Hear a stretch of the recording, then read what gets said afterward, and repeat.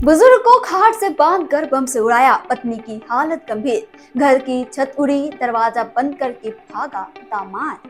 तो नमस्ते, मैं सोनी।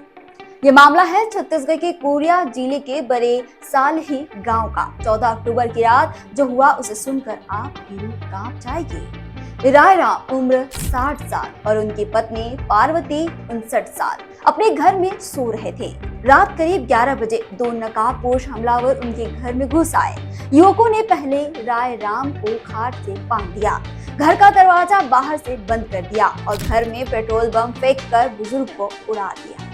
बम का धमाका इतना जबरदस्त था कि घर की छत उड़ गई। इस हादसे में रायराम की मौके पर ही मौत हो गई। उनकी पत्नी पार्वती गंभीर रूप से झुलस गई। उन्हें तुरंत अंबिकापुर मेडिकल कॉलेज हॉस्पिटल में भर्ती कराया गया। हालत गंभीर होने के कारण उन्हें रायपुर रेफर किया गया। अब बात आती है शक की। मीडिया रिपोर्ट और पुलिस के मुताबिक इस वारदात में दामाद का हाथ बताया जा रहा है। दरअसल रायराम की बेटी ने कानपुर यूपी के एक युवक से इंटरकास्ट शादी की थी। युवक पेशे से ड्राइवर है और स्थायी रूप से कहीं रहने की जगह नहीं है। शादी के बाद दोनों के बीच विवाद हुआ और बेटी अपने घर मायके वापस आ गई, साथ ही कुछ सामान भी लेकर आई।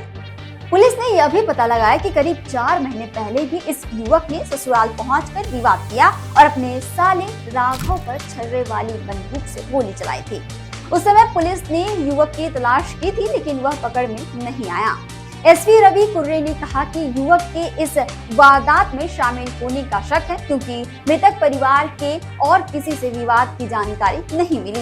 यह घटना सिर्फ पारिवारिक विवाद नहीं है, बल्कि एक बेहद खतरनाक और सोची समझी हत्या की साजिश जैसी लग रही है। पुलिस फिलहाल आरोपी की तलाश में जुटी है। सवाल ये है कि क्या पुलिस जल्द ही आरोपी को पकड़ पाएगी और इस तरह की खतरनाक वारदातों को कैसे रोका जा सकता है। अपनी राय कमेंट में जरूर बताएं। छत्तीसगढ़ से जुड़े और अपडेट्स के लिए आप देखते हैं वयम छत्तीसगढ़।